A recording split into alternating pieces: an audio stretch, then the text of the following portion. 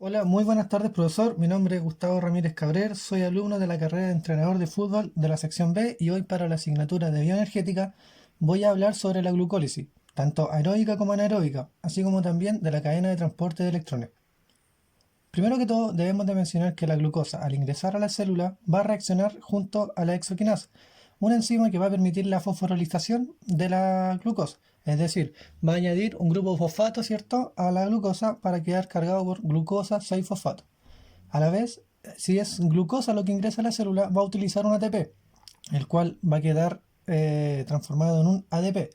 En el caso del glucógeno, no se utiliza ATP en este proceso. Luego, la glucosa va a transformarse en un citrato, el cual, glucosa 6-fosfato, ¿cierto?, va a reaccionar a una enzima llamada isomerasa, quedando por tal nombre fructosa 6-fosfato. Aquí nuevamente aparece la principal enzima que va a ser parte de la glucólisis, la fosfofructoquinosa, la cual va a realizar una nueva fosforilización, ¿cierto? Y nuevamente se va a utilizar ATP para que esto que permite que la fosforilización añada nuevamente un grupo fosfato a la molécula, quedando fructosa 1,6-bifosfato. En este momento, gracias a la reacción de la enzima aldolasa, esta molécula se va a dividir en dos, quedando en dihidroxiacetona fosfato DHP, ¿cierto? Y gliceraldehído 3-fosfato GP3. Pero la molécula que nos va a servir para continuar con la glucólisis es la gliceraldehído 3-fosfato. En este momento, la enzima isomerasa va a reaccionar para facilitar que la dihidroxiacetona fosfato pueda llegar a esta molécula transformándose en gliceraldehído 3-fosfato. Ahora, tenemos dos moléculas de gliceraldehído 3-fosfato y para continuar con la cadena siempre debemos de tener presente que todas las reacciones se van a ejecutar por dos. Pero solamente vamos a tener en este papel una molécula para efectos de resumir escritura aquí en el papel. Bueno, el gliceraldehído 3-fosfato va a reaccionar una enzima llamado gliceraldehído 3-fosfato deshidrogenasa, el cual va a permitir nuevamente una fosforilización, es decir, añadir un grupo fosfato, y a la vez va a traer un NAT que va a permitir que se reduzca transformándose a NADH más H, ¿cierto? Con la carga positiva. En este caso, como debemos de recordar, se realizará por dos moléculas, ya que estamos trabajando con dos moléculas de gliceraldehído. Bueno, esta enzima va a transformar esta molécula en glicerato 1,3-bifosfato, es decir, va a contar con dos grupos fosfato la molécula. Ahora, esta molécula va a reaccionar a la fosfoglicerato quinasa, el cual va a retirar un grupo fosfato, lo va a unir a una ADP y se va a formar nuestro primer ATP ¿cierto? En el proceso de glucólisis. Ahora, esto, como lo hemos mencionado, va a reaccionar dos veces, es decir, tendremos dos ATP. El glicerato, ¿cierto? 1,3-bifosfato, como ya hemos mencionado, reacciona con esta enzima, quedando, y una vez que ya ha retirado cierto grupo fosfato, va a quedar en glicerato 3-fosfato. Nuevamente va a reaccionar la otra enzima llamada fosfoglicerato mutasa, provocando que un grupo fosfato ubicado en el carbono 3 se movilice al carbono 2, quedando glicerato 2-fosfato. Es aquí donde la enzima enolasa va a reaccionar, permitiendo la liberación de dos moléculas de agua. Como hemos mencionado, estamos trabajando con dos moléculas. Es entonces, como les mencionaba, que la enolasa va a reaccionar en esta molécula para liberar dos moléculas de agua, quedando así fosfoenol piruvato, y que a la vez va a reaccionar a la enzima de piruvato quinasa, ¿cierto? Donde nuevamente un grupo fosfato se va a unir con un ADP para formar ATP. Entonces, como hemos mencionado, se formarán dos moléculas de ATP. En este momento, ¿cierto? El fosfonol piruvato que reaccionó a la enzima de piruvato quinasa va a terminar como producto final el piruvato, como dos moléculas de piruvato como hemos mencionado. Es aquí donde debemos, ¿cierto?, mencionar que tenemos dos procesos, el proceso aeróbico y el proceso anaeróbico. Mientras tanto, el proceso anaeróbico va a generar un proceso llamado fermentación, en el cual el piruvato nuevamente va a estar en contacto con el NAT y el NADH que ya se encuentra reducido va a liberar una carga electrónica y va a quedar en NAD. Pues bien, esta fermentación se va a generar en lactato o lo que se denomina ácido láctico. ¿Por qué? Porque perdió esta carga electrónica y se ubicará dentro de ácido láctico, denominado también lactato. Mientras tanto, en el piruvato que toma el camino aeróbico, por un proceso de oxidación, ¿cierto? Va a reaccionar a la enzima de piruvato deshidrogenasa. En tanto, va a liberar, esta enzima va a provocar que se libere, ¿cierto? CO2, dos moléculas de CO2, si es que estamos utilizando los dos piruvatos, dos moléculas de CO2 transformándose en grupo acetil. También estos piruvatos deshidrogenasa, esta enzima, va a provocar que el NAD nuevamente tenga contacto y pueda retirar una carga electrónica, quedando en NADH más H positivo. Pues bien, esta enzima va a provocar que el piruvato pase a llamarse grupo acetil.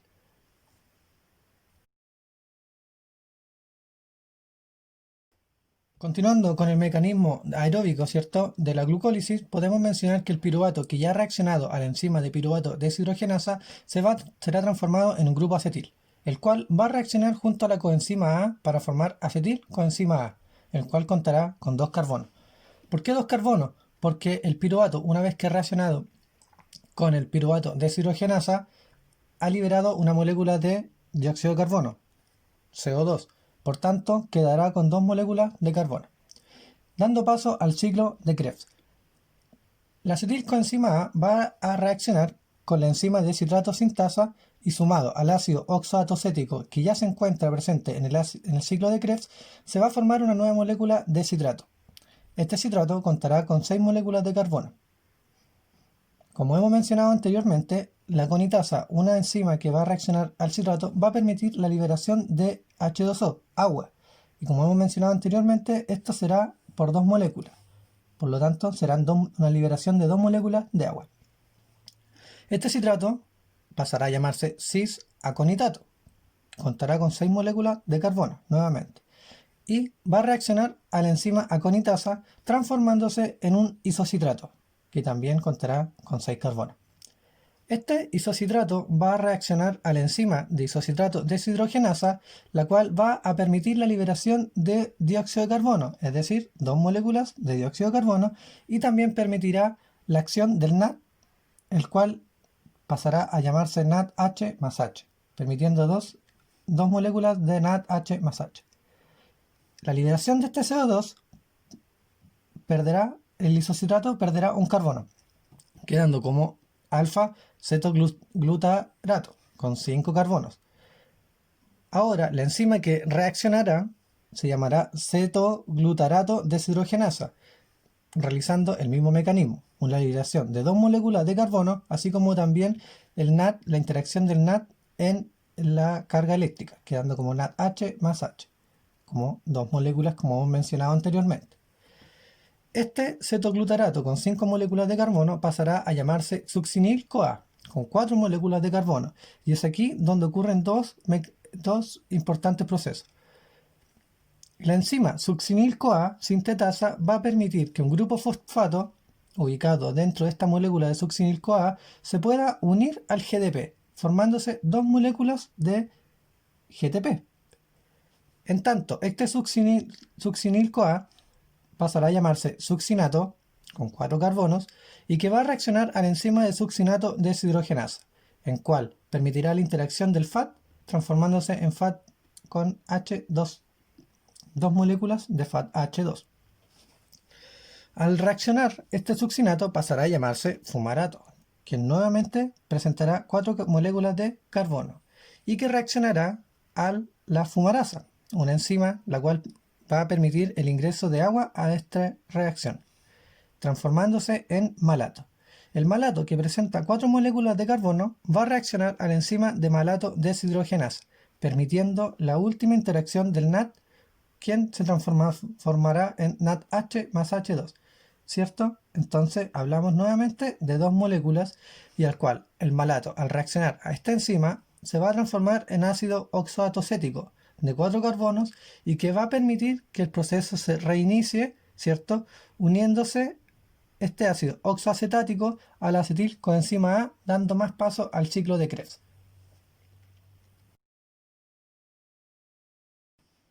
Aquí tenemos presente una tabla que nos va a ayudar a resumir los aportes de cada proceso de lo que ya hemos mencionado.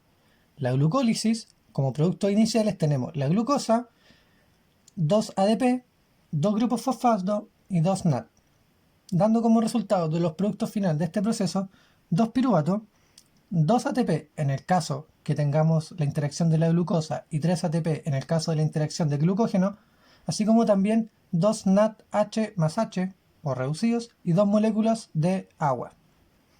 En la fermentación anaeróbica tenemos como producto inicial 2 piruvatos y 2 NAD reducidos, H más H más, positivo. Mientras que su producto final van a ser 2 ácidos lácticos y 2 NAD. ¿Por qué va a ocurrir esto? Porque el NADH va a entregar su electrón transformándose en ácido láctico y transformando en 2 moléculas de NAD que nuevamente van a participar del proceso. Mientras tanto, en la respiración aeróbica tenemos como producto inicial 2 piruvatos, 6 NAD, 2 FAT, 2 ADP, 2 grupos fosfato, 8 moléculas de agua y 2 moléculas de GDP. Pues bien, los productos final van a ser 6 NADH más H positivo, 2 FATH, 2 ATP, que los marcamos también con asterisco, junto con los NAD, 6 moléculas de dióxido de carbono, 2 moléculas de agua y 2 GTP. ¿Por qué marcamos, cierto, con rojo estos NAD, que son los productos finales? Puesto que si consideramos la formación de acetilcoenzima A, la liberación, aquí también se va a generar una liberación de 2 moléculas de NADH más H positivo. Ahora bien, considerando nuevamente el ATP total, si consideramos el proceso de glucólisis dentro de este proceso de ciclo de Krebs, es decir, la respiración aeróbica, se aportarán los 2 o 3 ATP. Por tanto, va a incluir los 2 NADH más H. Y eso nos dará un total de 10 NADH más H, ¿cierto? Como resultado total del proceso completo de la respiración aeróbica, sumando la glucólisis.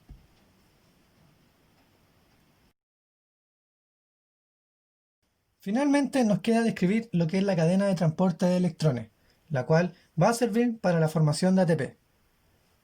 Pues bien, en este momento va a interactuar lo que es el NADH más el FATH2, ¿ya? Y ellos van a interactuar entregando 2 electrones. El NADH va a ingresar al complejo 1, NAD deshidrogenasa, y al momento de pasar estos 2 electrones va a permitir el paso de 4 protones y que por tanto van a transportar desde la matriz mitocondrial a través de la membrana interna hasta el espacio intermembranoso. Es decir, ingresan estos 2 electrones, pasan por el complejo y mientras tanto va ocurriendo una reacción de gradiente donde va a pasar estos 4 protones hacia el espacio intermembranoso. Una vez que ocurre esto, estos 2 electrones van a pasar al siguiente paso, llamado complejo 2, succinato deshidrogenasa. En este momento, este complejo no va a interactuar dentro de la cadena de transporte de electrones, pues porque este complejo 2 se encuentra dentro de la matriz mitocondrial interactuando con el ciclo de Krebs. Estos 2 electrones van a pasar al siguiente complejo llamado ubiquinona o complejo Q, entregando 2 electrones. Este complejo tampoco va a reaccionar, pero simplemente va a servir de puente para llegar al siguiente complejo, al complejo 3, llamado citocromo C reductasa. Va a ocurrir el mismo proceso que ya ha sido mencionado. Van a pasar 2 electrones y va a permitir la liberación de 4 protones hasta llegar al espacio intermembranoso. Nuevamente estos 2 electrones van a saltar al siguiente estructura, llamado citocromo C, el cual también servirá de puente para llegar hasta el complejo 4. El complejo 4 llamado citocromo C oxidasa. Es aquí hasta donde llegan estos 2 electrones y son liberados a la matriz mitocondrial, permitiéndose que pueda unirse a media molécula de oxígeno y a 2 protones. Esta reacción va a permitir una molécula de agua. Mientras tanto, el FATH2 ¿cierto? No se va a unir al complejo 1, pero sí se va a unir al complejo 2. Este complejo 2, como no se encuentra en el espacio intermembranoso, es decir, no cruza desde la matriz hacia el espacio intermembranoso, no va a permitir la liberación de ningún protón, pero sí va a ser el punto de inicio para la interacción del FADH2. Va a entregar sus dos electrones para pasar por el mismo proceso que ocurrió por el NAT. Saltará de complejo a complejo, es decir, del complejo 2 al complejo ubiquinona, saltando hasta el complejo 3, donde se encontrará con el citocromo C reductasa, este complejo 3, y estos dos electrones van a permitir la salida de 4 protones hacia, como hemos mencionado, el espacio intermembranoso. Una vez que ocurra esto, estos electrones continuarán con su viaje, utilizando, mejor dicho, el puente de citocromo C hasta llegar al complejo 4, citocromo C oxidasa.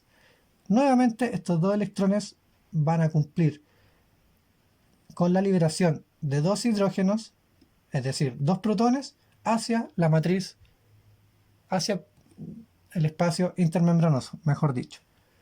Pues bien, estos dos electrones, al terminar su proceso, se van a unir a media molécula de oxígeno y a dos protones, como hemos mencionado anteriormente, permitiendo una formación de una molécula de agua. Como hemos visto en este mecanismo, el NAT va a permitir la liberación de 4 protones en el complejo 1, 4 protones en el complejo 3 y 2 protones en el complejo 4, ¿cierto? Dando un total de 10 protones en el espacio intermembranoso. Mientras tanto, el FADH2 va a permitir la liberación de 4 protones en el complejo 3 y solamente 2 protones en el complejo 4, al igual que su par, en este caso el NADH. Pues bien, como hemos mencionado, el propósito de la cadena de transporte de electrones es formar ATP. Es aquí donde se encuentra una molécula llamada ATP sintasa, quien se encuentra unida a esta matriz mitocondrial y permitirá también el paso de protones desde el espacio intermembranoso al interior de la matriz mitocondrial por un mecanismo denominado quimiosmótico. Es decir, la ATP sintasa es una enzima que va a unificar un grupo fosfato con un ADP, pero que también va a necesitar la presencia de 4 protones para formar un ATP. Hasta el momento hemos formado un ATP. Pues bien, un resumen de lo que acaba de ocurrir. Un NADH, como hemos mencionado anteriormente, es capaz de formar 10 protones, ¿cierto? Es decir, un NADH va a participar en la formación de 2,5 ATP. ¿Por qué? Porque hemos dividido estos 10 protones de liberación en 4 por los complejos por donde tuvo que atravesar. Mientras tanto, el FADH va a participar en la elaboración de 6 protones y permitiendo que un FADH, ¿cierto?, va a interactuar en la formación de 1,5 ATP. Es así como la cadena de transporte de electrones participa activamente en la formación de ATP.